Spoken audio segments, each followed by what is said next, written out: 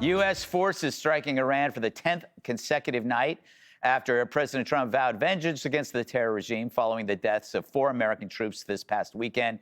The president posting on Truth Social, quote, "Every time Iran kills an American soldier, they will pay for that killing many times over." Here's the president.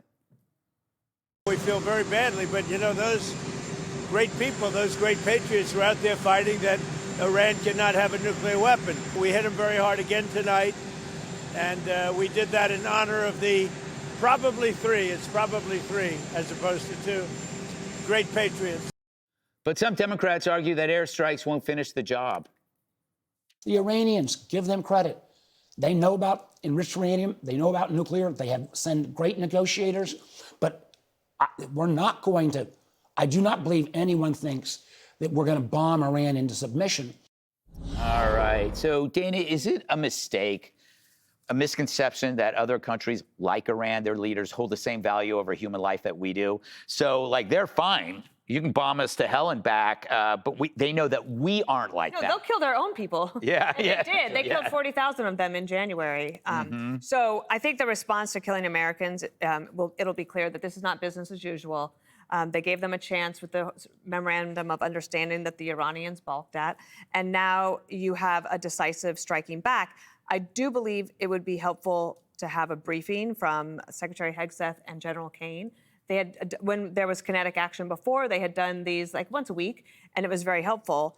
And if I were them, I would do it tomorrow before they testify in front of Congress, because then it becomes a circus. So if they have their own briefing at 8:30 a.m. like they had been doing, at least they can get on the record before being in front of members of Congress who are just going to try to make it about themselves. They have to go tomorrow for the budget.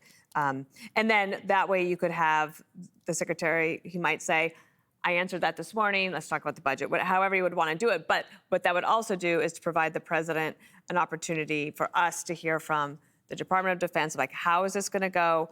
And to answer Mark Warner, I don't expect details, but when Mark Warner is out there saying that nobody expects that we're going to bomb them into submission, okay, well, I don't know.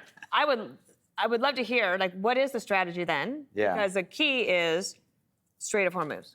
I believe that the nuclear weapon thing will be off the table. Like, they're not allowed to have a nuclear weapon. That's been clear. The international community agrees on that. The issue right now is the Strait of Hormuz and trying to get that open. Yeah, you know, so Charlie, as a layperson, I keep hearing, like, whenever there's this kind of conflict, more targets are hit, more targets are hit.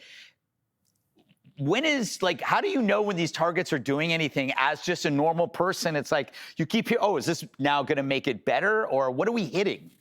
Yeah, well, and of course, one of the things that's really alarming right now is that those strikes on Jordan were pretty advanced weapons. And we certainly felt like a lot of the strikes previously had taken out a lot of their missile capabilities. So that is definitely alarming. But whatever degree to which people, misjudge the Iranian leadership, I think the Iranian leadership definitely misread President Trump and continues to misread President Trump because, usually politicians operate on 2 in America, operate on 2 and 4-year schedules. They're dealing with a guy that does not care about a 2-year or a 4-year schedule. You're dealing with, first of all, no president would ever launch a war, especially one that's not particularly popular, in the middle of an election year, midterms. He's not on the ballot, but it's a midterm election. It's important to him that Republicans win. And then, of course, you wind up with the memo of understanding. And I think that a lot of the Iranian leaders also figured he wouldn't start bombing again because everybody was relieved that was behind him and gas prices started coming down. They picked the wrong guy. And now they've killed 3 more, 2 that have been named: Private Isabella Gonzalez, 19, from Texas, and Lieutenant Tyler James Feehan, 25, from Hawaii. Patriots who lost their lives, and we are grateful for their service, and we pray for their families. The fact that Iran killed them is only going to make Trump madder. It's only, all you're doing is hitting the hornet's nest, and he is going to respond with greater ferocity to the point that they're going to have to come up with yet a new name of this operation. Harold, what do you think the response might entail? I hate asking speculative questions like that, but So I did. joined with Charlie. My prayers and condolences to the Fian family and the Gonzalez family. They represent, these are 19 and 25-year-old people. That's what our military is made up of, and certainly all of us pray for their families. Greg, I think your question begs an answer from, but before you have the answer, you have to have a strategy or an objective, and then you can develop a strategy as to what you do. We have gone from, remember, February 27th, the Straits of Hormuz were open. Our objective was to eliminate the Iranians' ability to develop a nuclear weapon and to, diminish, if not altogether, to eliminate their ballistic missile capacity. It evolved. It evolved because I differ with my friend Charlie, I differ with you. I think that the terms of this battle have changed since February 28th. We no longer talk as much about the nuclear piece, and I hope that Dana's right that we will take this off the table. But the Iranians have taken control of the narrative because they have now shown what many presidents before feared, that if indeed we did attack the Iranians, that they would weaponize the Straits of Hormuz, which they have done. The Iranians have also suggested that the Houthis, another proxy of theirs, is going to begin controlling the Suez Canal, where you have another 10 to 15% of the world's commerce goes through there. So the answer, we have to figure out what it is we want. If we want the Straits of Hormuz open, then I think, our attacks, the continued military operation to try to affect the terms of negotiation, we have to do. Mark Warner is right. Bombing along may not work. We talked about this last week, and Jesse talked about it too. We all did. Do we have to put troops on the ground? I don't know how you reassert control to ensure the waters are navigable. I don't want to do this. This is not my preferred action, but when you have no allies going into this, but the Israelis, and they are important allies, we're going to be the ones that have to put the troops on the ground if we want the Straits open. Why? Because it is clear to me, as much as the president and my friend Secretary Bessent may say, we do not, nor have we ever controlled the Straits of Hormuz. They do. Finally, Mr. President, you don't need to tell the world that if 2 Americans are killed and 1's missing, or 3 are killed and 1 is missing, that you're going to direct the Secretary of War and the Joint Chiefs of Staff to respond. That's your job. That's what we'd hope you'd be doing. And I've said on this show many times, please stop talking so much.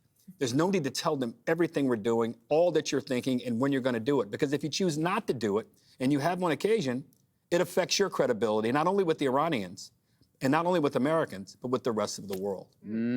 Last word to you, Kennedy. Well, Thoughts? you asked Dana, I think, a very important question, which is, do they value human life in the same way? Absolutely not. Like, they are dealing with the afterlife. This is a theocracy, and we're never going to talk them into rational capitalism. That is the great mistake we've made in the Middle East for decades. Having said that, you started it, now you have to finish it. And how do you do that? Unfortunately, I agree with Harold. I think Mark Warner is right. I also think Mark Warner is an asshat. Me too. I think he's one of those people who hates Trump so much. He's rooting for the other side to be victorious just to stick it to Trump. And I don't want to hear anyone giving input who hates the president that much. That's so bad for the country. But I would like to hear from another Democrat. Fine. If you think this is a war of choice, if you think that the consequences here are so incredibly dire and set the Middle East up for disaster, then what would you do? If there is another way to do this, we're already halfway in. Do you get us halfway out? Do you go the full distance? Because, there aren't too many approaches. There aren't too many choices left available. Unfortunately, once you've started something like this, the way you finish it is with American ground troops. And, we're saddened and disgusted to hear about those newly minted Gold Star families. That is not what we want. But if we see a ground invasion, you're going to see a lot more than that. And you're going to have young people whose lives are destroyed. And, we're not going to be saying their names every day on TV. And it's not just politically costly. It's at some point it gets to be immoral. The only other option is another deal. And the deal is probably, I hate to say this is not a political comment, but it may be worse than the deal Obama struck, because you're going to have to unfreeze all of that money if we don't want to put troops on the ground. Because guess who else knows we don't want to put troops on the ground? The Iranians. Yeah. So again, this is not what I want to have happen. But Mark Warner loves this country. I understand what you're saying. He may disagree with President Trump. I know him well. He believes that we ought to have an agreement, and I think we may end up there. All right, ahead, AOC busts out the phony Southern accent. Be sure to like and subscribe for all the Fox News latest on YouTube and catch full shows streaming now on Fox One.